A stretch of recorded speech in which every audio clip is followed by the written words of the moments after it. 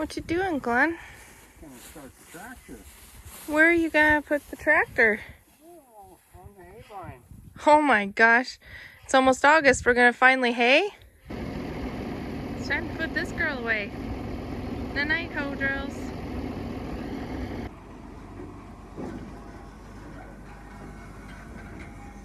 This was the hay bine we were using. They're both New Hollands. This one is an older one. And Glenn could run this with the open cab tractor. Not that that was any special treat, but I could always bale while he was doing that. Now we just have the one tractor for cutting and baling. This is the hay bine we use now. And if I'm right, he replaced that hydraulic pump on it 2 or 3 years ago.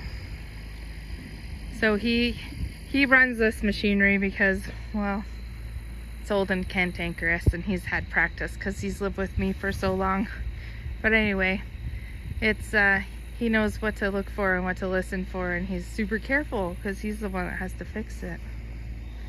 Just another part of the Antique Roadshow. I think the last time Glenn used this was 1998 when he combined and seeded some grass seed with it.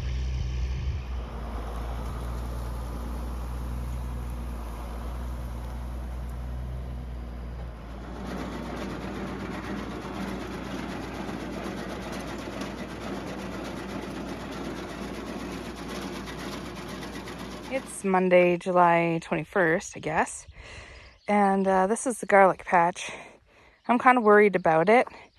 You'll see that, yeah, I left some seed pods on the garlic. And surprisingly, the ones that I did are the garlic that look happier than the ones that I took the seed pods off of.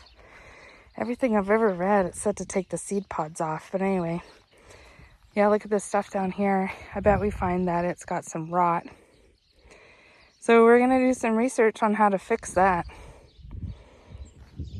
But we are harvesting most of these today. So I'll show you what we got when we got it done. Okay, don't mind the messy garage. It's not really messy, it's just stuff. This is the garlic we got. Some of it is spring garlic that just didn't really grow. And most of it is our red Russian garlic. So we have it with a fan blowing on it in the garage here. So hopefully we can get this dirt knocked off here by tomorrow. See what we got. Well, the garlic's been out of the ground for a few days.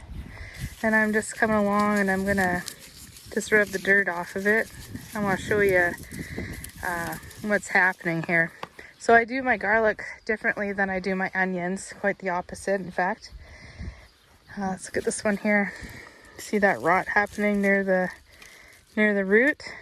Just goes in from the bottom all sneaky and affects all the cloves in there. With the garlic, I'm going to let these tops dry and then I'm going to trim them and cut the roots off.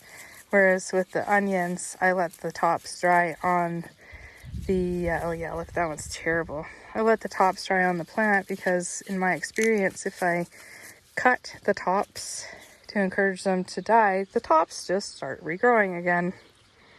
These aren't all a total loss like that though. There's some that are gonna be okay. So we'll keep some for fresh. I found the simplest thing to do with them is to just pull the bulbs apart and separate the cloves and just freeze them on a cookie sheet and then put them into a bag.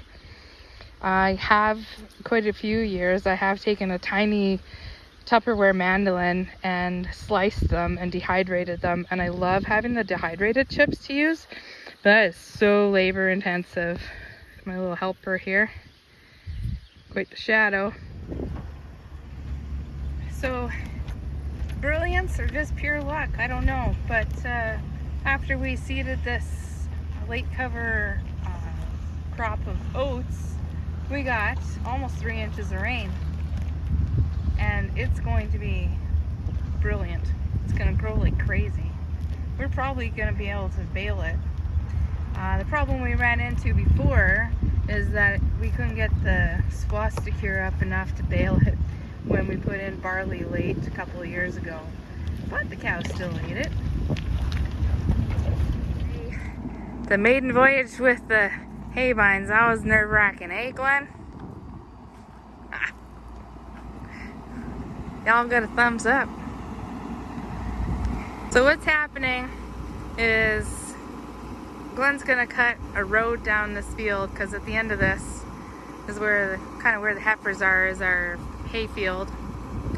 So he's gonna open this field up and drop it so it's not laying on the road, because I'll be stacking bales there and I don't want to drive over that 100 times.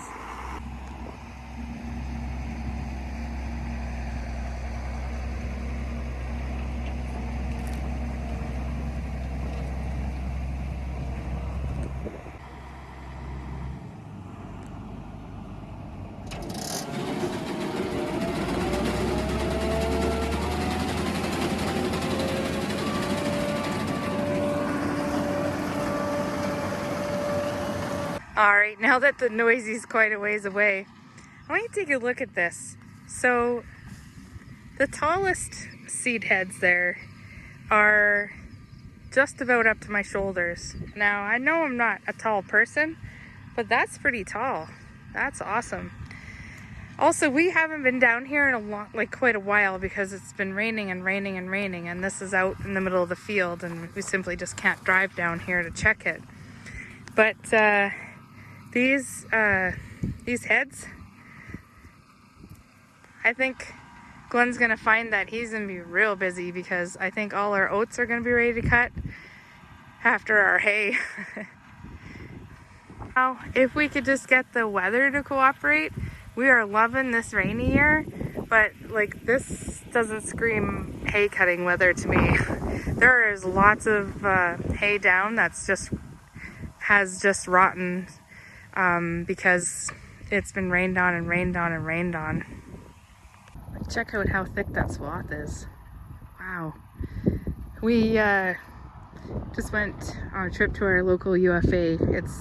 UFA is United Farmers of Alberta, and it's a cooperative, so it's owned by its customers. And we picked up a bunch more bale string. I'm like, oh, we probably got enough, but coming down here to look at this, yeah, it's a good thing we stopped for some more bale string.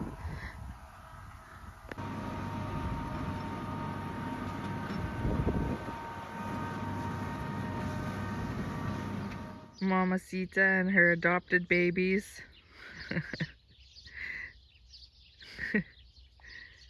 Wow.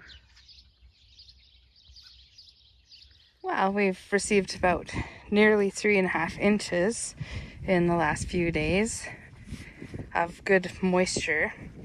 And you can maybe see that the green bean leaves are a little pale. They could use some sunshine, that's for sure. But it's coming along. The carrots are pretty much all ready. You'd be hard pressed to find some, unless they're late germinators, that aren't ready to use at this point. Bought Glenn this lavender. Isn't it stunning? So nice. He grew some from seed one year, and I'll tell you, that's a process. This is the second quarter of the garden that was looking so bare for so long, and now it's really filling in. Quite a few carrots didn't come up in that row yet. That's okay. Soybeans are coming along. Let's take a look at those flowers. They're beautiful. They remind me of iris flowers. Everywhere there's a flower, there's going to be a soybean pod. Pretty excited. Might actually have some to eat besides just saving for seed. It is strange not seeing the garlic out here anymore, but it's better that we pulled it. Some of the tops are starting to die back on the onions. They don't like to be too wet, you guys. Nope, not at all. I weeded the see-through cabbage tunnel recently. It's nice to be able to see the cabbages so you can know what's going on. See how that one's kind of dying? It's tipped over. I bet it has a cutworm under it. I did water them with a 4:1 water to hydrogen peroxide ratio when I thought they had cutworms, because that kills them and it doesn't hurt the plant. The grass recyclers are having a great time this year. It was touch and go for a while there. The grass was burning up, but now there's green grass everywhere out there. So they're just loving it. My cucumbers and summer squash really need some heat. They aren't coming as fast as I would hope. They are blossoming though. You can see the beautiful blooms in there. You can probably see or hear the mosquitoes flying around me. It's just ridiculous. I sprayed myself with DEET, but they just don't care. They're just frantic. It's awful. The roost out potatoes have recovered from the 5 inches of rain we had, and I think the tops are getting to be mature enough that they'll survive this last rain that we had. And I'm gonna end this video. There's my quality control helper. He was in the pea patch with me, and he wanted to sample more peas than I wanted him to sample. But anyway, he's a good boy. He loves the green beans too, but they're not ready yet. So I'm gonna leave it at that, you guys. I appreciate you watching. Sorry we missed last week. Thanks for those that reached out to see if we were all doing okay. We are. There was just a lot of stuff happening and some heavy things, but got through that. So anyway, appreciate you. Take care. Bye for now.